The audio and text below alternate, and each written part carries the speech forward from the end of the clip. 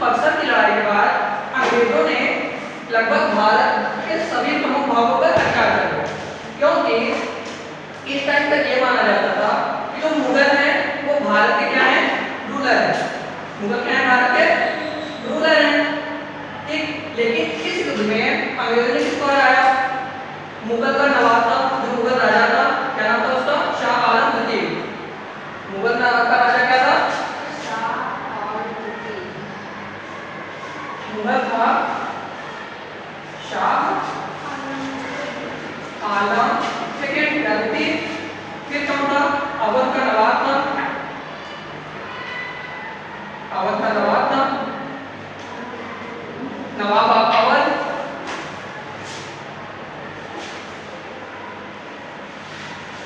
और कौन था? मीर जाफर। कौन था? मीर जाफर।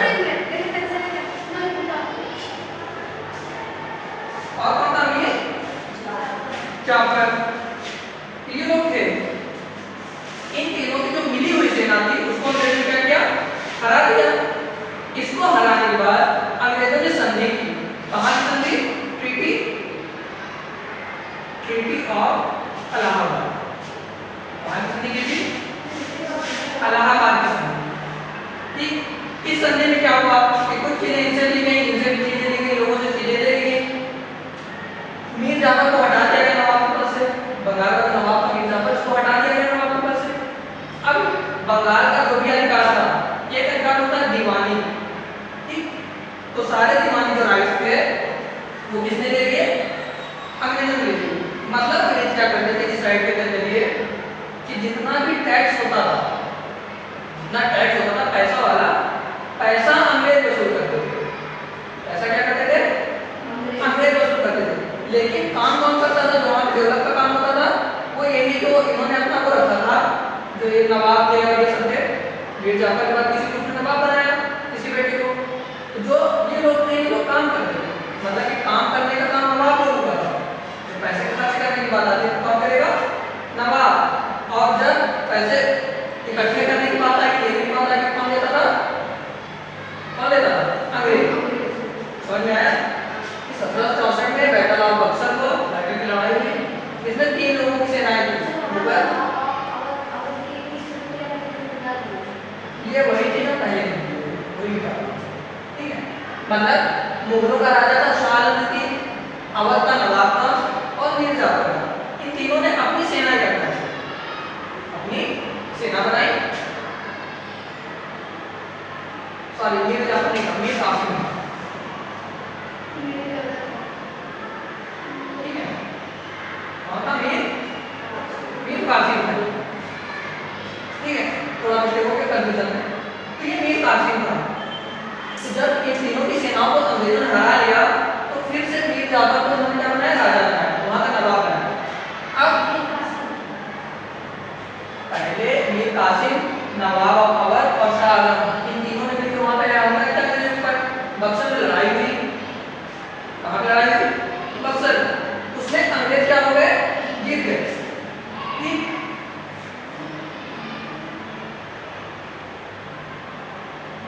ब्रिटिशर्स मान हो गए, ब्रिटिशर्स जीत गए।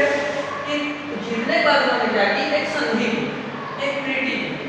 उस संधि को कहा गया इलाहाबाद की संधि, क्योंकि वो कहाँ पे थी? इलाहाबाद में, ठीक है। उस संधि में ये तय हुआ कि इन सबसे अधिकार कुछ ले लिए गए। फिर तय हुआ कि जो बंगाल है, कहाँ पे? बंगाल, बंगाल से द्वैध शासन लागू किया जाए। मतलब कि वहां पे 2 तरीके का शासन चलेगा। एक शासन क्या होता था कि एक शासन में जो काम है, डेवलपमेंट का काम, गरीबों को कुछ देना, अपने जनता की भलाई का काम जो करना है, वो कौन करेगा? वो नवाब करेगा। कौन करेगा? नवाब। क्योंकि जब ये जीते थे ब्रिटिशर तो इन्होंने मीर जाफर को भी नवाब बना दिया था। किसको नवाब बनाया था? मीर जाफर को नवाब बना दिया। पहले 1757 में बैठल होती है। 1757 में शुरू से 1757 में बैठल होती है सिराजुद्दौला का के बीच। उसमें सिराजुद्दौला हार गया तो गद्दारी किसने की थी? जाफर ने क्या किया था? गद्दारी की थी। तो अंग्रेजों ने क्या किया, जब सिराजुद्दौला को हरा दिया तो नवाब किसको बना दिया? मीर जाफर को। लेकिन मीर जाफर क्या करता था कि वो अंग्रेजों की अंग्रेज डिमांड करते थे उसका उसको पूरा नहीं कर पाए मीर जाफर। तो मीर जाफर को फिर अंग्रेजों ने हटा दिया और हटा के किसको राजा बना दिया? मीर कासिम को राजा बनाया, नवाब बनाया। लेकिन मीर कासिम भी अंग्रेजों की डिमांड को नहीं पूरा कर पा रहा था। तो उस डिमांड से बचने के लिए मीर कासिम ने 3 लोगों की सेना इकट्ठा की। इनकी सेना इकट्ठा की, अपनी सेना और दोनों की। इन तीनों के साथ उसने अंग्रेजों से लड़ाई की। समझ में आया कि पहले तो मीर जाफर राजा बना, लेकिन जब वो नहीं पूरा कर पाया अंग्रेजों ने मीर कासिम को राजा बना दिया। लेकिन मीर कासिम भी नहीं पूरा कर पा रहा था अपनी मांग को, जो वे मांगते थे उतना नहीं दे पा रहा था। तो उससे बचने के लिए मीर कासिम ने अवध के नवाब, मुगलों के नवाब राजा, इन सब की सेना इकट्ठा की और बक्सर में एक लड़ाई लड़ी जिसको बैटल ऑफ बक्सर कहा जाता है। लेकिन उस लड़ाई में भी ये तीनों हार गए और अंग्रेज जीत गए। तो अंग्रेजों ने मीर कासिम को हटा के फिर से मीर जाफर को क्या बना दिया? राजा बना दिया। लेकिन उन्होंने क्या कहा, उन्होंने यहाँ पे 2 तरीके का शासन लागू किया। ठीक है, मतलब उन्होंने कहा कि जो टैक्स इकट्ठा करना है, लोगों से जो पैसा इकट्ठा करना है, वो पैसा इकट्ठा करके वो पैसा अंग्रेज ले लेते। पैसे लेने का काम कौन करता था? अंग्रेज। लेकिन वहां पे जो डेवलप करना होता था, जो सुविधाएं देने वगैरह, उसमें जो पैसा खर्चा होता था वो कौन खर्च करता था? नवाब। ठीक है, तो अंग्रेजों ने वहां पे कौन सी प्रणाली इकट्ठा की और कौन सी प्रणाली लागू की? द्वैध शासन। इसको क्या कहते हैं? द्वैध शासन। ठीक, फिर उसके बाद एक आता है वॉरेन हेस्टिंग्स। कौन आता है? वॉरेन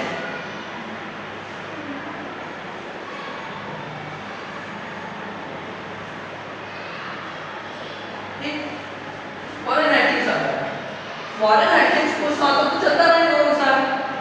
ठीक है, 9 साल कुछ सालों तक साथ दिया। उसके बाद एक एक्ट आता है, अंग्रेज क्या करते थे? एक्ट बना के लाते थे। ठीक है, तो पहली बार एक एक्ट आता है। ठीक, अंग्रेज क्या करते थे? अंग्रेज भारत में शासन चलाने के लिए जब उन्होंने ये बक्सर की लड़ाई जीत ली तो उन्होंने भारत के बहुत बड़े भाग पर कब्जा कर लिया। तो अब भारत का जो शासन चलाना था उसके लिए वो अपने वहाँ इंग्लैंड से पार्लियामेंट होती थी, वहां पे कुछ कानून बना के भारत देते थे। ठीक, उसी को एक्ट कहते थे अधिनियम। तो एक एक्ट आया था, रेगुलेटिंग एक्ट इसको कहते हैं।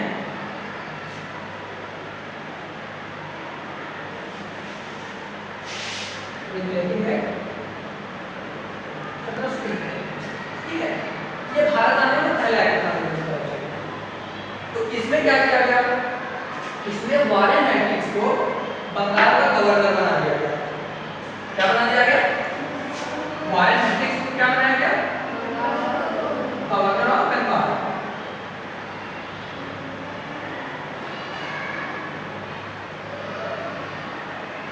वॉरेन हेस्टिंग्स को बंगाल का गवर्नर बना दिया गया और एक न्यायालय बनाया गया। ठीक है, एक क्या बनाया गया? न्यायालय, एक कोर्ट बनाया गया।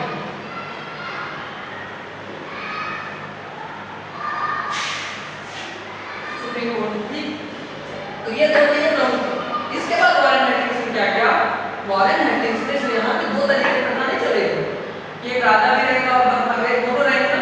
इसको वॉरेन हेस्टिंग्स ने खत्म कर दिया और खत्म करने के बाद पूरा राज्य क्या किया? खुद बना दिया। उसने क्या किया? बंगाल का पूरा राज मैं करूंगा। ठीक, तो ये थी द्वैध शासन। कौन सा शासन था ये? द्वैध या डायरेक्टिव द्वैध शासन। इसको खत्म किसने किया था? Warren Hastings. बंगाल में जो द्वैध शासन चल रहा था उसको किसने खत्म किया था? वॉरेन हेस्टिंग्स ने। अब इसको चैप्टर को नोट कर लो।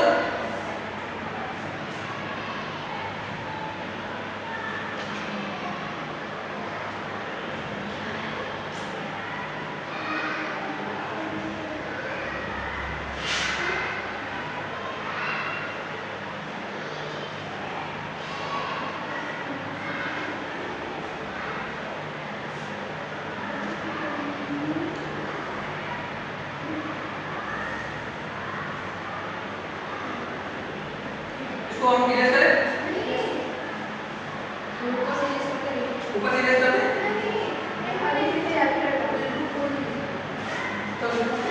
हाँ लिखो लिखो कोई नहीं लिखो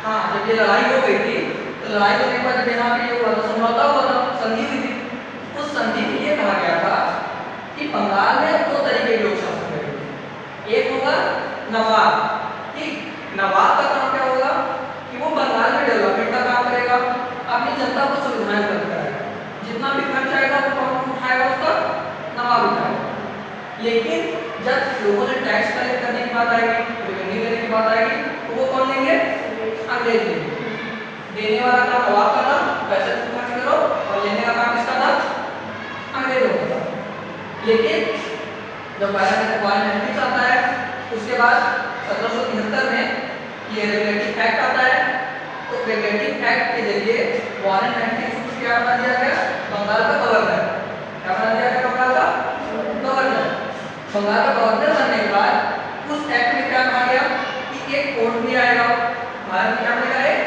कोर्ट इसीलिए भारत का फिर इसी के जरिए 1974 में कलकत्ता में पहला कोर्ट बनाया गया 1974 में कलकत्ता में क्या बनाया गया पहला कोर्ट ठीक है तो जो ये दो तरीके की शासन चल रही थी इस समझौते के बाद इस समझौते के बाद कैसे शासन चल रही थी दो तरीके की मतलब दो लोग राज करते थे अंग्रेज भी राज करते थे और नवाब भी ठीक है उसको हम क्या कहते थे द्वैध शासन क्या कहते थे उसको द्वैध मतलब दो लोगों का शासन लेकिन जो ये एक्ट आया था 1773 का एक्ट इस एक्ट ने क्या किया इस शासन को समाप्त कर दिया इस एक्ट ने क्या किया इस शासन को समाप्त कर दिया और पूरे बंगाल का राजा कौन बन गया गवर्नर वारन हेस्टिंग्स ठीक है तो ये हुआ तो कौन कौन होगा इसका पूरा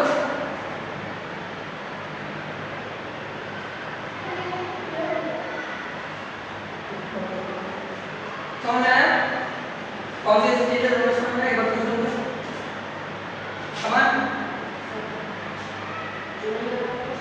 दुनिया की भारतीय कहाँ से स्टार्ट हुई है पूरी चीज ये पूरी चीज स्टार्ट हुई और 1757 में बैटल ऑफ प्लासी से कहाँ से स्टार्ट हुई है सर बैटल ऑफ प्लासी से उसको ऊपर चैप्टर पढ़ा चुके हैं ना पहले चैप्टर पूरा बैटल ऑफ प्लासी पढ़ा है शायद ये सब पढ़ा चुके हैं मीर कासिम के एग्जांपल को पढ़ा चुके हैं नहीं मीर कासिम के साथ से बक्सर की लड़ाई बक्सर की लड़ाई में पढ़े तो ये इसमें बता दिए शायद चैप्टर में ना रहा हो नहीं है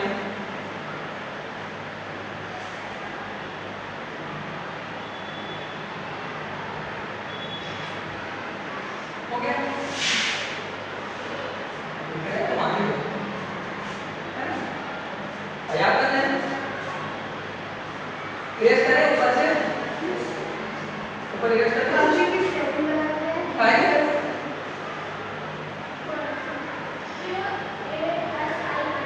हाँ क्यों यू के ना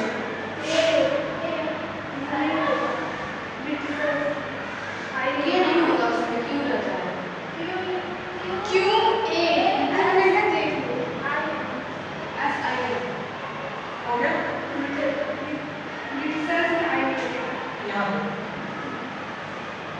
और सही जिसके टाइम जान तब जाता था थोड़ा वो ऐसे गलत और बता दिया अब रेस कर ऊपर से ऊपर रेस करते हैं कहाँ तक पूरा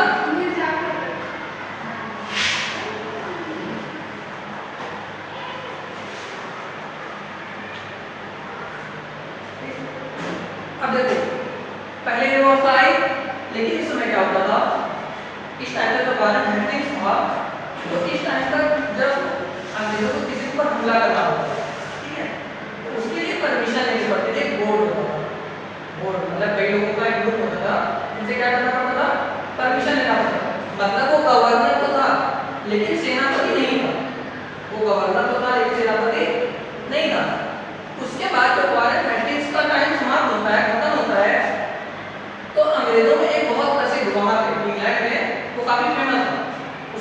कॉर्नवालिस, क्या नाम था उसका? कॉर्नवालिस, ठीक, क्या नाम था उसका? कॉर्नवालिस, ठीक है। अंग्रेजों ने कॉर्नवालिस से सिफारिश की थी कि आप भारत में जाइए, वहां का गवर्नर का आप पोस्ट संभालिए। तो उसने गवर्नर बनने के लिए एक शर्त रखी कि गवर्नर तभी बनूंगा मैं कि जब मुझे सेनापति की भी शक्ति दोगे। मुझे क्या बनाओगे? सेनापति की, मतलब जनरल बनाओगे। मुझे जनरल बनाओगे तभी मैं वो बनूंगा वहां का गवर्नर, ठीक है। तो इसके लिए 1786 कितने में 1786 में एक एक्ट आया।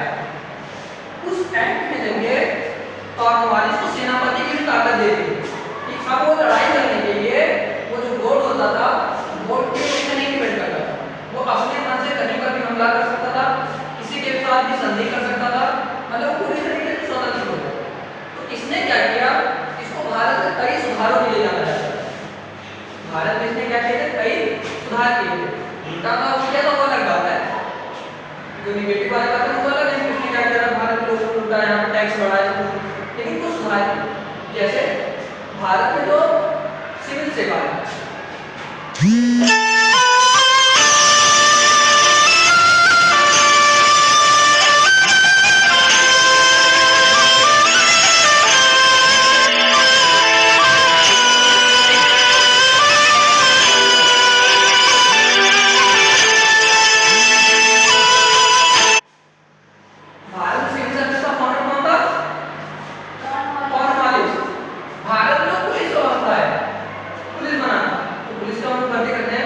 भारत में सबसे पहले पुलिस व्यवस्था कौन लाया था?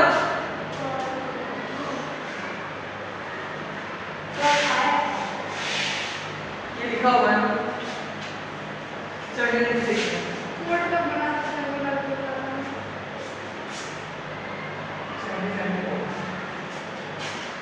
ठीक है।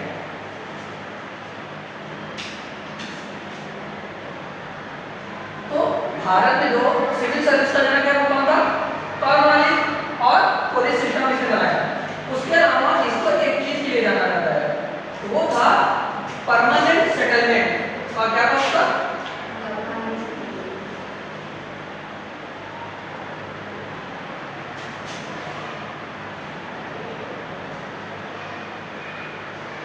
परमानेंट सेटलमेंट मतलब स्थायी बंदोबस्त।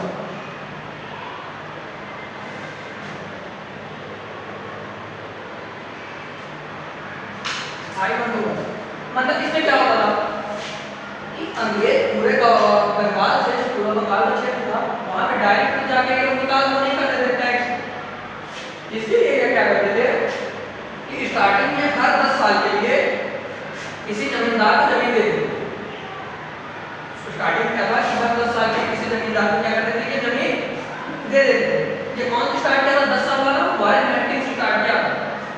वॉरेन हेस्टिंग्स ने क्या स्टार्ट किया कि 10 साल के जमींदारों को जमीन दे देता था, फिर 10 साल तक वो जमींदार उसमें अपना टैक्स वसूल करते थे। कितना वसूल कर, क्या वसूल करते थे? टैक्स। टैक्स वसूल करने के बाद उसका 1/10 भाग खुद रख लेते थे। कितना रखते थे अपने पास? 1/10 भाग जमींदार रखते थे, और बाकी 1/9 होता, वो 9/10 भाग होता था, 9.10 उसको अंग्रेज ले लेते थे। मतलब कि अगर अंग्रेजों ने 10 रुपए इकट्ठा किया, सॉरी जमींदारों ने कितना इकट्ठा किया टैक्स? 10 रुपए। तो 10 रुपए में से 1 रुपए जमींदार रखते थे और 9 रुपए कौन रखता था? अंग्रेज। तो ये वाला था, लेकिन ये परमानेंट नहीं था, ये हर 10 साल में क्या होता था? चेंज हो जाता था। जब ये आया कॉर्नवालिस आया तो इसने 1793 में, कब? 1793 में कॉर्नवालिस ने क्या किया, ये जो 10 साल वाला सिस्टम था इसको क्या किया उसने? हटा दिया। 10 साल वाले सिस्टम कॉर्नवालिस ने क्या किया? हटा दिया। अब वो क्या करता था कि जिन लोगों को जमीन दे दी गई, ठीक, जिन लोगों को जमीन दी गई थी उन पे वो परमानेंट रूप से वो कर देते। अब वो परमानेंट वहां से टैक्स इकट्ठा करते थे और अंग्रेजों को ले आके दे देते थे, लेकिन जो दर थी उसकी जो रेट थी वो वही थी 1/10। 10 रुपए इकट्ठा करोगे तो 1 रुपए तुम्हारा, 10 रुपए 9 रुपए हमारा। अंग्रेज यही कहते थे कि 10 रुपए इकट्ठा करो, 1 तुम्हारा 9 हमारा, ठीक। इसको एक और नाम बताना है इसको नाम जाना गया जमींदारी व्यवस्था। इसको क्या नाम जाना गया? जमींदारी व्यवस्था। ठीक है, इसको किस नाम से? मतलब इसके बाद का जो आया था उसको महलवाड़ी व्यवस्था कहा गया था। कौन सी व्यवस्था थी? महलवाड़ी। फिर एक आती है रैयतवाड़ी, तो इसको अगली क्लास में डिफाइन किया जाएगा। ठीक।